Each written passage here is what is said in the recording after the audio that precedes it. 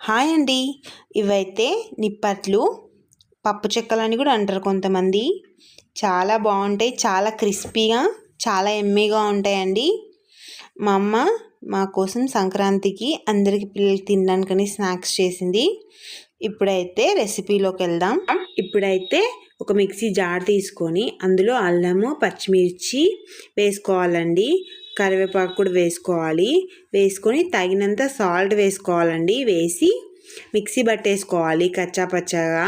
ఇది పక్కన పెట్టేసుకోవాలి. ఇప్పుడు ఇక్కడ పిండి తీసుకోవాలండి. ఇవి బియ్యం పిండి. ఇది అంటే రేషన్లో ఇస్తారు కదా బియ్యం పిండి. సోనా మసూర్ బియ్యం కంటే రేషన్ బియ్యంలో దాంతోనే బాగా వస్తాయండి ఇవి నిప్పట్లు. తీసుకొని ఇక్కడైతే మూడు తీసుకుందండి అమ్మ. అలాగే పిండిలో జీలకర్ర వేసుకోవాలి కొంచెం, అలాగే కొంచెం సాల్ట్ కూడా వేసుకోవాలి. అక్కడ మిక్సీలో వేసాం కదా, ఇవి పల్లీలండి, కచ్చాపచ్చగా పట్టిన పల్లీలు, వేయించినవి కాదు పచ్చివే. వేసుకొని కొంచెం బాగా కలిపిన తర్వాత నువ్వులు వేసుకోవాలండి. ఇక్కడ దోశలో కనిపిస్తుంది కదా, అన్ని నువ్వులు వేసుకోవచ్చు. వేసుకున్న తర్వాత కొంచెం వేడి చేసింది నెయ్యి వేస్తుందండి. ఈ నెయ్యి వేయడం వల్ల పప్పు చెక్కలు బాగా కొంచెం వస్తాయి, గుల్లగా వస్తాయి.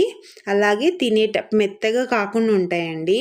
ఇలా పిండి అనిపించే వరకు కొంచెం నెయ్యి వేసుకోవాలి.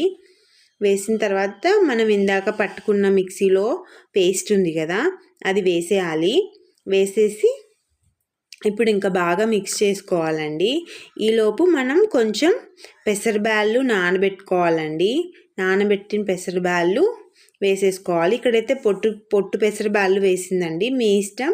పొట్టు లేనివి కూడా వేసుకోవచ్చు. వేసేసి అన్నీ బాగా కలిపిందండి. ఇంకా మిక్స్ చేసిన తర్వాత ఇక్కడ వాటర్ వేసిందండి. ఇవి గోరువెచ్చని వాటరు, కొంచెం వేడివన్నమాట.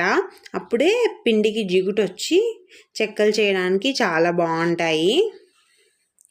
ఇలా గోరువెచ్చని వాటర్ వేసిన తర్వాత పిండిని ముద్దలాగా కలుపుకోవాలి. కొంచెం కొంచెం క్వాంటిటీలో వాటర్ వేసుకుంటూ కలుపుకోవాలండి. ఒకేసారి వేసుకుంటే జోరుగా అవుతుంది కదా, అలా కాకుండా కొంచెం కొంచెం వేసుకొని ఇలా ముద్దలా కన్సిస్టెన్సీ వచ్చే వరకు కలిపి పక్కన పెట్టేసుకోవాలి. ఏదైనా ఒక తడి చేసి క్లాత్ని వేసి కప్పి పెట్టేసేయాలండి. పైన పెట్టిన తర్వాత ఇప్పుడు కొంచెం ఒక భాగం తీసుకొని దాన్ని చిన్న చిన్న బాల్స్గా చేసుకొని ఇలా పూరి పెసర్తో ప్రెస్ చేసుకోవాలండి. ఏదైనా ఆయిల్ ప్యాకెట్ పేపర్ ఉంటుంది కదా, దాన్ని కట్ చేసుకొని మనం ఇలా యూస్ చేసుకోవచ్చు అండి. నిప్పట్లు బాగా వస్తాయి చేయడానికి, తీసుకోవడానికి ఈజీగా వస్తాయి. ఏదైనా ఒక ప్లేట్లో వేసేసుకొని ఇప్పుడు దీన్ని ఆయిల్లో ఫ్రై చేసుకోవడమే అండి. ఒక్కొక్క దాన్ని వేసేసుకొని నిదానంగా ఫాస్ట్గా ఒకదాని మీద ఒకటి వేస్తే అతుక్కుంటాయండి. అలా కాకుండా ఒకటొకటి నిదానంగా వేస్తూ ఉంటే అవి వేగుతాయి కదా, అప్పుడు సపరేట్ అయిపోతూ ఉంటాయి ఈజీగా. ఇలా నిదానంగా ఫ్రై చేసుకొని ఒక ప్లేట్లోకి తీసుకొని, మరి ఎర్రగా కాల్చుకోకూడదండి, కొంచెం ఒక రకంగా కాల్చుకోవాలి. కొద్దిసేపు తర్వాత అవి ఇంకొంచెం కలర్ వచ్చేస్తుంది. మనకి పిండి కూడా ఎక్కడ ఆయిల్ ఎక్కువ అబ్జర్వ్ చేయదండి. నూనె పీల్చుకోకుండా చాలా బాగా వస్తాయి. అంతే అండి, చాలా ఈజీగా ఇంట్లోనే చేసుకోవచ్చు. మనం హాలిడేస్ అప్పుడు కానీ పిల్లలకి ఇలా ఒకసారి చేసి పెట్టుకున్నామంటే ఒక 15 days 20 days వరకు స్టోర్ చేసుకోవచ్చు అండి. చాలా బాగుంటాయి ఇవి నిప్పట్లు, పప్పు చెక్కలు. పిల్లలు కూడా ఇష్టంగా తీసుకొని తింటారండి.